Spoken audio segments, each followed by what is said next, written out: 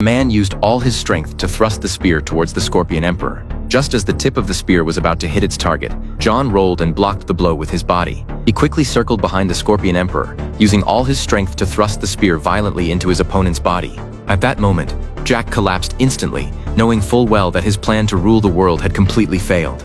Meanwhile, John, who had completed the assassination, inherited the Demon Lord's throne. He ordered, "Scorpion Emperor, return to the underworld."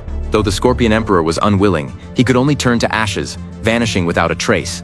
At the same time, the demon army outside began to disband.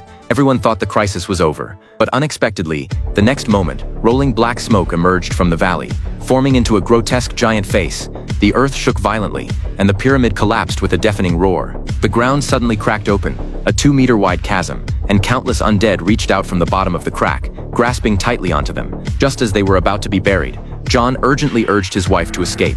In a moment of life and death, his wife, disregarding the danger, dodged the falling boulders and desperately grabbed John's hand, pulling him up. Jack also shouted to his wife, but the woman hesitated, fearing she would be dragged down, and turned to escape alone. Jack looked at his heartless wife in despair, completely giving up on struggling, letting go of his hands, falling into the chasm, and was instantly devoured by countless evil spirits.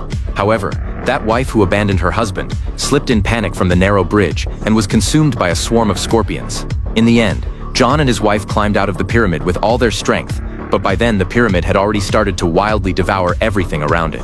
In a critical moment, their companions arrived in hot air balloons to rescue them. The two desperately climbed aboard, just before the pyramid collapsed with a thunderous roar, and they successfully escaped. Before leaving, the companions casually took the huge diamond from the top of the tower, and the group flew away in the hot air balloon.